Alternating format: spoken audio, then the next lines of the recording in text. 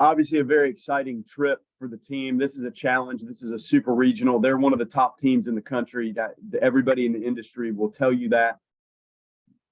They're talented. They have 2 Team USA relievers. This is a handful. It's a great atmosphere. Kirk does a great job. He's been there for a while, not only as a head coach, but pitching coach previously. It's a good program. Like, this is a super regional atmosphere. The environment, the talent that we're facing, it doesn't get any more challenging than this. And it's a great test for our program. The first true trip, Tuesday is, a midweek trip. This is really a trip, and you get to evaluate and assess what you see out of your opponent 3 games in a row on the road. You have to deal with a crowd that is not for you.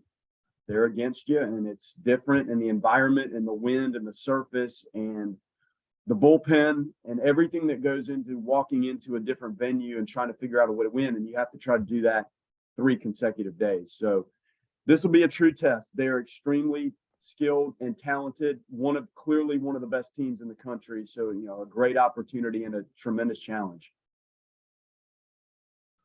Like, what did you like about Tuesday, the way the guys handled just being away from Tallahassee? I like the machine-oriented approach. I told them, when you're in these worlds that you play in on the road, as the stakes get higher, you can look at our road schedule is probably the most difficult I've ever seen when you look at where we're going, starting with where we're going today.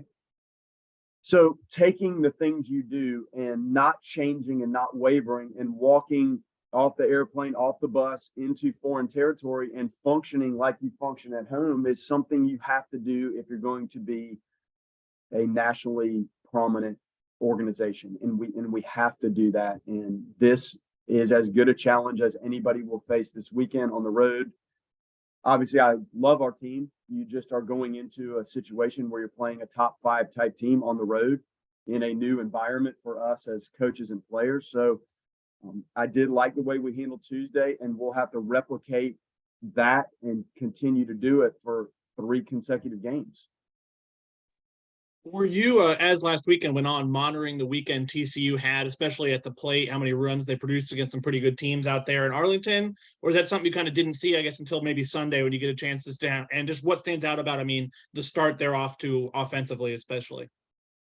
Well, just the athleticism. And no, I did not spend any time on this until we got through Tuesday. Like, Tuesday for me was a very critical game. And then I turned my attention to TCU yesterday, and clearly, obviously, at this point now our assistant coaches and staff that's preparing the scouting reports, they were tinkering with it, but I didn't even want to talk about this at all until we got through our first weekend and our Tuesday.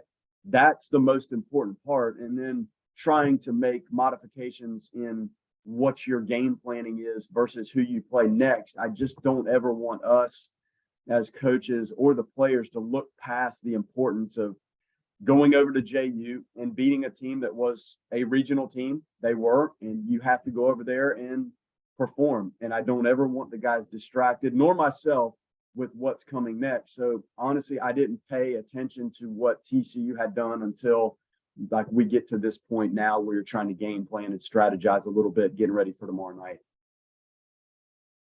Coach, I think it was your second year, maybe at Notre Dame, where you went on the road pretty early, played a pretty good Wake Forest team. Do you recall? I know it's a really super long season, but do you recall any lessons sort of learned in late February in a tough road not environment, but at least a tough road opponent that paid dividends later on in the season? Well, I think it's the way we approach the process and the journey in general, and how organized we try to be just to simply practice. And then I think you tweak what you need to tweak when you get on the bus and the plane, and you try to keep things focused and organized and limit the distractions. So you see as close product wise on the road what you see when we play at home. And that team you speak of, I think honestly didn't lose a road series the entire year until we went to Mississippi State for the Super Regional. And to be honest, probably should have won that. But it's toughness, and you have to have talented players at this level. Make no mistake, like, if you're not talented enough to compete at this level, you won't. But then it's the toughness and the focus of the guys. So I think coming out of the indoor practice facility at Notre Dame, having never stepped outside until we got to Wake Forest to play, it's a little bit different. So you feel more equipped to go on the road, having actually been outside and taken fly balls and seen balls off the bat and play a little bit. So, I feel like we're prepared, but you're walking into one of, if not the most talented teams in the country. So this is a new group. I hope that some of the things you referred to in that initial run at Notre Dame, I hope that some of that carries over to how we've prepared this group.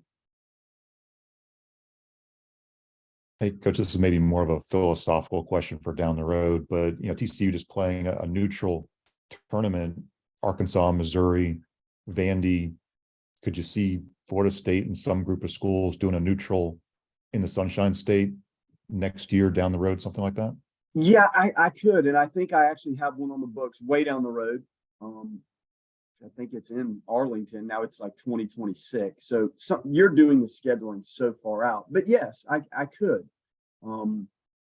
I think the maturity of the program can facilitate that maybe easier in future years than right now. And I will say I've played in a lot of those, and early in the season, it does help the group to have a consistent pregame timeline. And when you start to early in the year throw 3 other teams or more into the equation, you most certainly tweak the timeline of the events, and you don't get to go on the field and take batting practice, at least where the games are being played, and you don't get to take a full pregame infield, outfield, and sometimes the early preparation, especially when we're new as coaches to what we're doing with the players. I think that can be tricky, like out of the gate. So I'll look at doing that down the road. And yeah, like there are creative ways we can do things in this geographic region to combine, like you say, in-state schools or conference versus conference schools.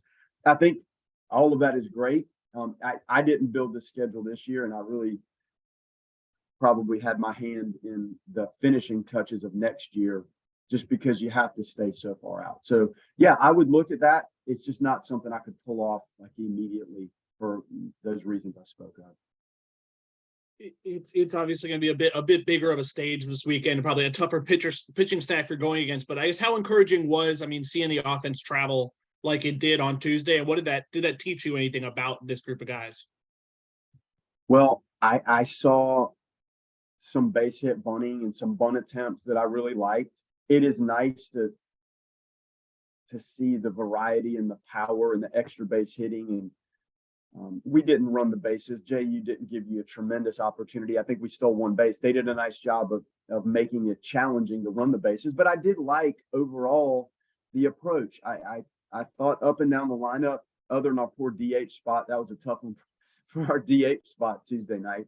But I did like it, and it's going to have to continue to grow, and it's not going to be that easy. So what we're going to see in this type of series is some of the nuances, and more of the strategic offense is probably going to factor in as much as just the raw extra base hitting. I hope the extra base hitting is in play, but they're going to be so equipped in their bullpen, so dynamic, that you're going to have to scratch and claw and maybe do more situational stuff to try to scratch runs. Where, Tuesday, it was beautiful to see the guys stand in there and deliver some big blows, and the wind was blowing out. I know it's going to be breezy. I haven't looked at the direction of the wind and how that's going to impact it, because that changes things based on where it's blowing and how.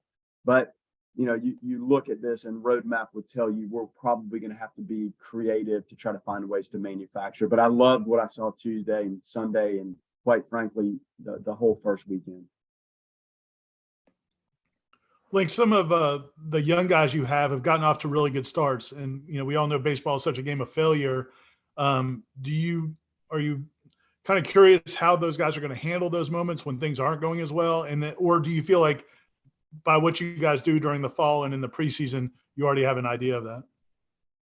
You do worry about the young guys that haven't been through it, and they got off to good starts, especially Diamas and Cam. Jamie and Ben Barrett, just okay, like could be better. But I talked to our strength and conditioning and our training staff yesterday about some of these young guys haven't played 9-inning baseball games before. They're not going to have played in this atmosphere, the traveling, some of the things that your body and mind aren't quite used to. I do worry about that with the young players. Like, I know what it was like for me as a freshman. You get to game 25 or 30, and that's what you're really used to playing. And the 8th and 9th innings are different. The pregame is different. The travel is different. The weightlifting is different. So trying to find time to rest them a little bit and be smart. For what we did at practice yesterday, we tried to have a really short practice. I'm not trying to go to TCU Stadium at 8:45 or 9 o'clock to have a practice tonight. I felt like that was too much, and in part because of those young guys and also the rest of the group as a whole. But yes, those young kids are very important. They're obviously talented, and we just need to keep nurturing them and bringing them along, knowing they're going to do some things that are exceptional, and they're going to also go through some things that the young guys go through, and that will be the first time they experienced it, and it's going to be the first time they experienced it with the nation watching them. So just try to care for the little pups.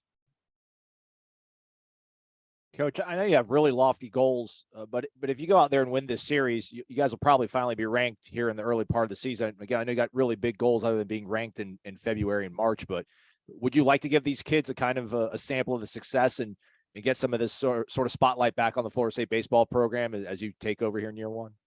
Yeah, this is a huge series. And I told them yesterday at practice, this is a super regional. That's what this is. And we will go on the road you look at our schedule. I feel like most of our trips are super regional caliber competitions. So this is opportunity number one, and it will be new. And to go play well and win a series like this would be huge. It doesn't mean you are a super regional team. If you lose the series, it doesn't mean that you're not. We've seen this go a lot of different directions early in the season. The rankings I couldn't tell you what the rankings are. I have not looked. I really don't care. I just care about the performance on the field, and knowing if that is done properly, then all the rest of it, as the dust settles on the back end of the sea, it'll take care of itself. But I want them to understand the importance of this, and also the correlation between what it feels like if you do have to go to a super regional venue with all that's on the line. Like, I want them to feel that right now. You mentioned on Tuesday the Carson and the shuffling of the order of the weekend rotation. Has that been settled? Is it moving them back to Saturday or maybe all the way to Sunday? Just a Sunday. We thought if we have a chance to do it right now, like, he tweaked his leg stretching before he ever got onto the mound Friday. And it's a minor thing, but geez, this time of year when the pitch counts are kind of over the top, you're not into the 90s and 100s. We didn't get close to that with anybody. So it made more sense. Why not just give him 2 days? And all these guys are going to have to throw. And Wyatt's going to have to get out there and do his thing. And Whitaker's going to have to do his thing. And man, great to see Armstrong throw the way he threw. And Oxford was exceptional in relief Tuesday. Kirkland will be back fresh. I'm glad we didn't have to use Kirkland and Whitaker Tuesday night. So we're kind of recalibrated and moving the guys around. It wasn't a huge deal either way. It didn't change their timing. And if anything, it really just protected Carson, and moving Baumeister up. He didn't throw that much at all. I think he put 58 pitches, somewhere in there, I think. And Arnold didn't get to that. So no problem whatsoever. And that was the smart, logical thing from just a timing and health standpoint. And then just having a first few games to look at Tibs at first base, how do you feel like he's handled that move? Well, the athleticism is what I lean on. I think every time something comes up, he's learning from it. It was okay. It wasn't great, and he'll be the first to tell you that. Like, he stretched a little bit too soon, and we work on it. And those guys take throws at first base every day, and we use the machine to kind of give them some tricky little throws across the diamond where they have bag work and making some picks. And he made a really nice pick on one of them. The timing of letting that ball travel a little bit so that your foot lands more as you're catching the ball. If you stretch at first base and that front foot's down, your ability to maneuver and change direction a little bit as that ball runs on you is negated. So having to feel it in the game with the base runners bearing down, whether it's a bang bang play or not, is the concept is that needs to be secondary, but let's position ourselves and see the ball and work to the ball in the proper timing manner to allow the throws to be, number one, caught properly. And then number two, if there is a stretch, that's almost a byproduct of the timing and catching the ball properly. The stretch, there are plays that a stretch helps, but I think the vast majority of the plays, the stretch itself isn't the end all be all. It's containing the ball, catching the ball, whether it's a lower throw, a ball that's up, or a ball that takes him, into the running lane a little bit, which those are clearly the most difficult. And those were the ones, I think that was the one that got away from him a little bit to his left. So he's trying, he's athletic, and it just helps us become a little bit more balanced and athletic in the rest of the field if he can continue to grow at first. I have Anything else, one guys? last thing. One last thing. When you talk about the kind of the approach on the road and things you've done over the years, are there certain things that you kind of require of the players in terms of how much they're on their phones or how much they're on, how much freedom do they have, or do you try to keep it not as much freedom to keep them focused? Do you have methods you've developed over time?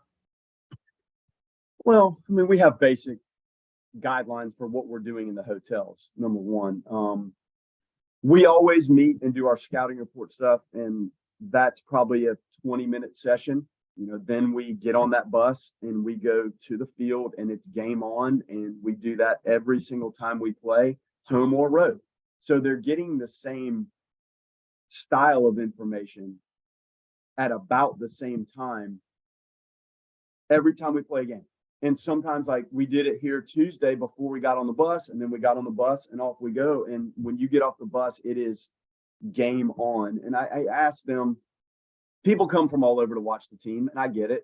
I've seen it everywhere. And like in Notre Dame, the players it was more of a national team because of the recruiting foundation that we had to do. So when people show up to see their grandkids, kids on our team play and friends, I just ask them before the game, please limit the distractions as much as you can to get into your pregame routine and focus on what's going on that field with the conditions that you're going to play in, the lighting, the surface.